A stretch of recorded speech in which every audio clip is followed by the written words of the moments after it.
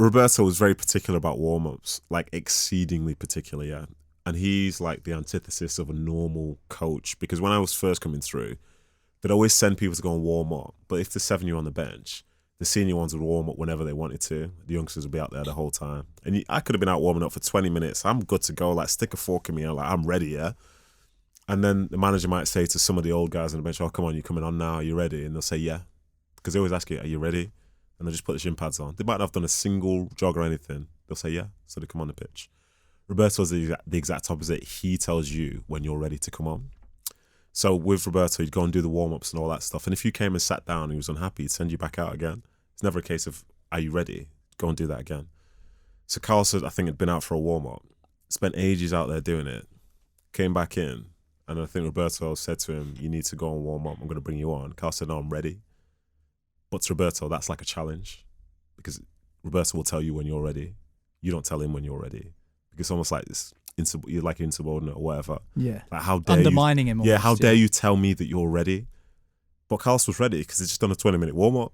But Roberto's like, no, you're not. So then it's that sort of like awkward, not a standoff as such, but Roberto didn't, at that time anyway, he didn't like people going against what he thought was right.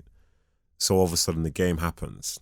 And if you remember, after the game in an interview, the interviewer never asked him a question about Tevez. Roberto threw the information about Tevez, threw it straight out there. And as a consequence, that's him setting the tone and narrative. And it's the biggest distraction because they got battered in that game. They got battered in the Champions League. But that wasn't the talking point, because the talking point was instead one of the big stars. It was supposed to be something else. And to talk Roberto again, we were playing against Burnley and we were 4-0 up away from home at half-time.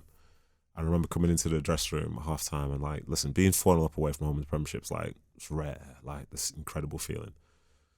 And Roberto wasn't happy, even though the players were happy. And they turned to me and said, what were you doing on that free kick at the end? I was like, I don't understand what you mean. Because he's very particular about set pieces. And I was in the right place, but I think Craig Bellamy wasn't. So a chance came from it, and it led to nothing. And he started having a go at me in front of everyone. But I was exactly where he told me to be. And I said, no, I was in the right spot. So he stopped talking for a second.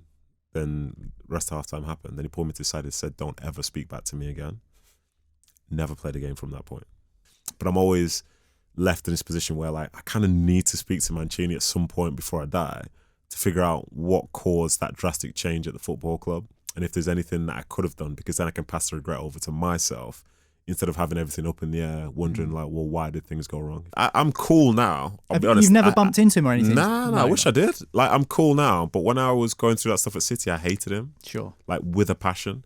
But like I say, I'm fine now. But something he has, which I can never question, is that he brought success to Man City.